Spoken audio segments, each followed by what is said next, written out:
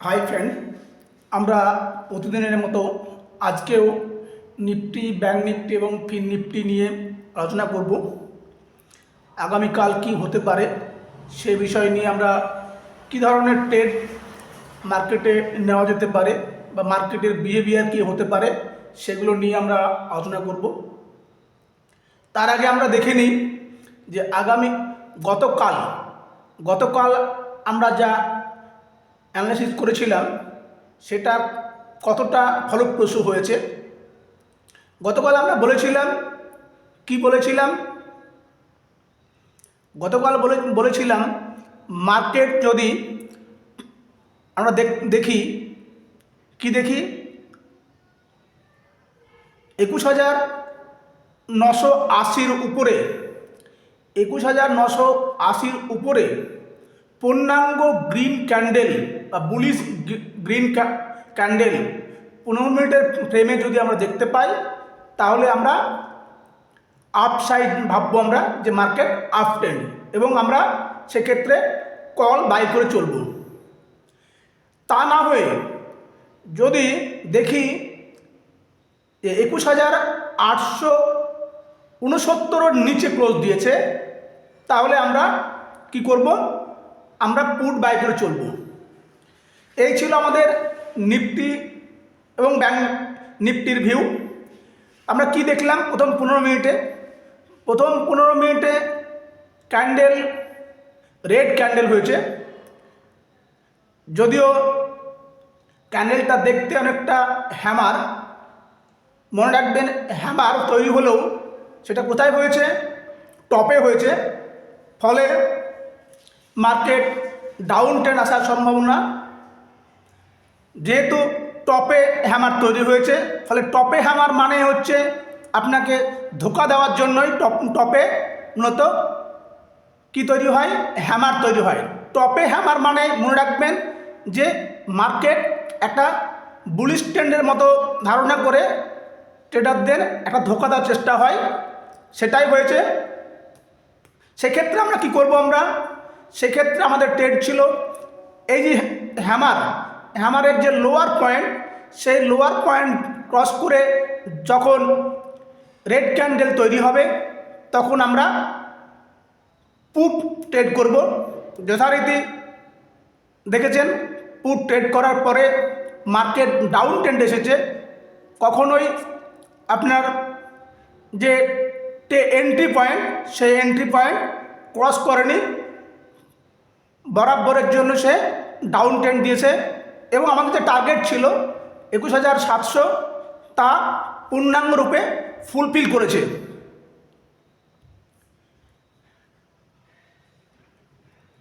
দেখতে পেয়েছেন bank Nifty. দেখে নিই ব্যাংক নিফটি আমরা কি বলেছিলাম, কি হয়েছে। ব্যাংক নিফটি বলা ছিল 46,060-এর উপরে, 46,060-এর উপরে পূর্ণাঙ্গ বুলিশ ক্যান্ডেল যদি তৈরি হয় তাহলে আমরা আপ ট্রেন্ড ধরব। দেখুন, বুলিশ ক্যান্ডেল তো হয়েছে, কিন্তু 46,060-এর উপরে কিন্তু ক্লোজ দেয়নি। লক্ষ্য করে দেখবেন, কখনোই কিন্তু 46,060-এর উপরে ক্লোজ দেয়নি। সে এক্স্যাক্ট 46,060 ওই পয়েন্টে গিয়েই থেমে গিয়েছে। ফলে পরবর্তী ক্যান্ডেল আমরা ওয়েট করব যে বুলিশ হচ্ছে কিনা। দেখুন, পরবর্তী ক্যান্ডেল কিন্তু রেডে ক্লোজ হয়েছে, তার পরবর্তী ক্যান্ডেল ডোজি হয়েছে, তারপরে ক্যান্ডেলও ডোজি হয়েছে এবং সেটা রেড ডোজি হয়েছে। ফলে পরবর্তীতে কি হয়েছে? আপনার পুট কেনার জন্য পুট বাইয়ের যে সিগন্যাল, সেটা কনফার্ম হয়েছে এবং পূর্ণাঙ্গ রূপে আমাদের টার্গেট অ্যাচিভ করেছে। কি টার্গেট ছিল আমাদের টার্গেট ছিল, আমাদের পরবর্তী টার্গেট ছিল কোথায়? পরবর্তী টার্গেট ছিল আমাদের 45,100 থেকে 45,000। আপনারা দেখেছেন ব্যাংক নিফটিও পূর্ণাঙ্গ টার্গেট দিয়েছে। ফিন নিফটি দেখে নিই কী হয়েছে।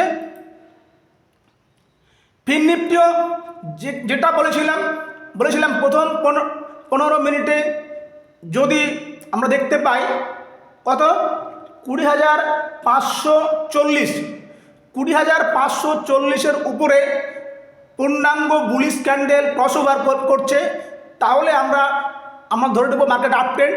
সেটা হয়নি ফিন নিফটির ক্ষেত্রেও।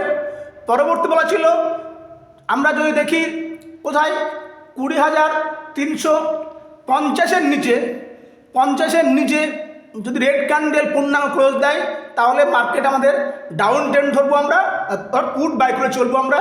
এবং টার্গেট কত ছিল? টার্গেট ছিল 20,160 এবং পরবর্তী টার্গেট ছিল আমাদের 20,000। ফলে নিফটি, ব্যাঙ্ক নিফটি এবং ফিন নিফটি তিনটেই আজকে পূর্ণাঙ্গ যে টার্গেট সেটা অ্যাচিভ করেছে। আশা করি আপনারা ট্রেড সেভাবে নিতে পেরেছেন, ভালো প্রফিট করেছেন। ভালো প্রফিট হওয়ার আজকে দিন ছিল এবং ভালো প্রফিট আপনারা আজকে পেয়েছেন। এবার প্রশ্ন হলো আগামীকাল কী হবে?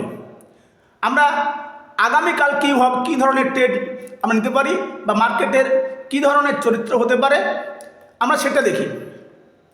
দেখুন, মার্কেটে আমরা আগামীকালকের জন্য যদি ভিউ বলি, তাহলে আমরা পজিটিভ যাব কখন মার্কেট যখন 20,254-র উপরে যাবে। কোথায় যাবে?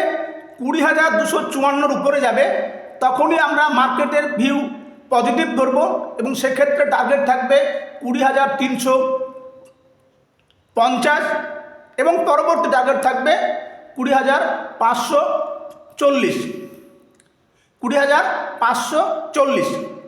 তা না করে মার্কেট যদি 20,250 থেকে 20,000 এর মধ্যে কিছুটা টাইম ওয়েস্ট করে 20,050-এর কাছাকাছি গিয়ে আবার ডাউন ট্রেন্ড নেই, তাহলে মনে রাখবেন সেক্ষেত্রে আমরা ডাউন ট্রেন্ড ধরব। কারণ 20,254 থেকে আজকে কিন্তু সেকেন্ড হাফে ডাউন ট্রেন্ড দিয়েছে। ফলে 20,254-র কাছাকাছি গিয়ে যদি ডাউন ট্রেন্ডের সিগন্যাল চলে আসে, তাহলে আমরা আবারও আমরা ডাউন ট্রেন্ডে মুভ করব এবং পুট বাই করে চলবো। সেক্ষেত্রে টার্গেট হবে আমাদের ফার্স্ট টার্গেট 20,000 এবং এরপরে সেকেন্ড টার্গেট আমাদের চলে আসবে আমাদের কোথায়? সেকেন্ড টার্গেট আমাদের চলে আসবে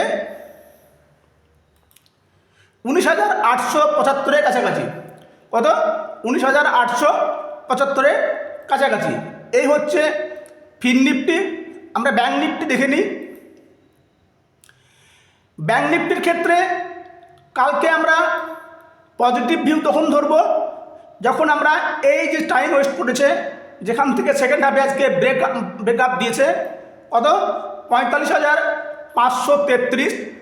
মোটামুটি 45,533 থেকে 45,550 ধরে নেন। এর মধ্যে যদি আপ ট্রেন্ড দেয়, মার্কেট যদি বুলিশ ট্রেন্ড ধারণ করে, মার্কেট যদি ক্রস ওভার দেয় গ্রিন ক্যান্ডেল পপার, তাহলে আমরা আবার আপ ট্রেন্ড মার্কেট ধরবো এবং সেক্ষেত্রে মার্কেটের আপ ট্রেন্ড কোথা পর্যন্ত? 46,060 পর্যন্ত আবার তা না হয়ে মার্কেট যদি দেখেন 45,533 থেকে 45,540-এর মধ্যে এখানে গিয়ে আবার ডাউন সিগন্যাল দিচ্ছে, তাহলে পূর্ণাঙ্গ ডাউনফলে আমরা যাব, আমরা পুট বাই করে চলবো এবং সেক্ষেত্রে আজকের মতো আবার টার্গেট কোথায় আসবে? 45,000। এবং সেকেন্ড টার্গেটও কী হবে? সেকেন্ড টার্গেট কিন্তু এক্ষেত্রে বড় হয়ে যাবে এবং সেকেন্ড টার্গেট কোথায় হবে? সেকেন্ড টার্গেট হবে আমাদের কোথায়? 44,500। 44,500। নিফটি দেখে নিই, নিফটিতে কি হয়েছে, কি হতে পারে কালকে। নিফটির ক্ষেত্রে আমরা আপ ট্রেন্ড বা বুলিশ ধরবো কোথায়? যখন দেখব 21,820, 21,820 ক্রসওভার দিচ্ছে পূর্ণাঙ্গ গ্রিন ক্যান্ডেল, তাহলে আমরা আপ ট্রেন্ড ধরবো এবং সেক্ষেত্রে টার্গেট ধরবো 21,960। ফার্স্ট টার্গেট আগের মতোই। তা না হয়ে একই রকমভাবে সেকেন্ড হাফে যে ব্রেকআউট এসেছিলো নিফটি, ব্যাঙ্ক নিফটি, তিন জায়গাতেই, ফলে সেরকম হয়ে কালকে যদি আরেকবার ঘুরে আসে, তাহলে মনে রাখবেন এবার কিন্তু নিফটির ক্ষেত্রে বড় টার্গেট এবং নিফটি ব্রেকডাউন দেবে এবং চলে আসতে পারে কোথায়? অনেকটা নিচে প্রায় 21,400 21,500 কাছাকাছি, 21,500 কাছাকাছি। ফলে এই হচ্ছে মনে রাখবেন, যতক্ষণ পর্যন্ত এই 21,800 ক্রসওভার না হচ্ছে, মনে রাখবেন অনেক ক্ষেত্রে ক্রসওভার হলো কিন্তু ক্যান্ডেল আজকের মতন হয়ে গেল, কেমন হলো, হ্যামার হয়ে গেল, তাহলে মনে রাখবেন আবার কিন্তু ব্রেকডাউন দিতে পারে, ফলে আপ ট্রেন্ড না দিতেও পারে। এই যে হ্যামার, অনেক ক্ষেত্রে এটা বলা হয় হ্যামার মানে বুলিশ যাবে, হ্যামার রেড হোক বা গ্রিন হোক, যাই হোক না কেন, কিন্তু প্রশ্ন হচ্ছে হ্যামারের পজিশন কোথায়, কোন পজিশনে হ্যামারটা হয়েছে। হ্যামার হয়েছে কোথায়, টপে। এই হ্যামার যদি বটমে তৈরি হতো তাহলে আমরা ভাবতাম যে মার্কেট আপট্রেন্ড যাবে। যদি বটমে না হয়ে টপে হয়, রেজিস্ট্যান্স পয়েন্টে হয়, কারণ রেজিস্ট্যান্স পয়েন্ট কী জন্য বলছি, দেখুন এইখান থেকে মার্কেট আগের বার ডাউন ট্রেন্ড নিয়েছিল, আপনারা আগে দেখুন মার্কেট এখান থেকে ডাউন ট্রেন্ড নিয়েছিল, ফলে এই একটা জোন, যে জোন, এই একটা জোন, এবার এই একটা জোন, যে জোন থেকে মার্কেট ডাউন ট্রেন্ড নেওয়ার সম্ভাবনা প্রবল, তারই ফলশ্রুতি হয়েছে আজকে আবার, ফলে মার্কেট আমাদেরকে ডাউন মুভ দিয়েছে। এই হচ্ছে আগামীকালকের নিফটি, ব্যাংক নিফটি এবং ফিন নিফটির ভিউ। প্রত্যেককে আমি বলবো, আমার এই ভিডিও যদি আপনাদের ভালো লেগে থাকে অবশ্যই শেয়ার করবেন, লাইক করবেন, কমেন্ট করবেন। আরেকটা বিষয়, ট্রেড নেওয়ার আগে নিজেরা নিজেদের মতো করে অ্যানালাইসিস করবেন, কারণ লাভ বা লসের দায়ভার আপনাকে নিতে হবে। এটা সম্পূর্ণ এডুকেশনাল ভিডিও। ধন্যবাদ।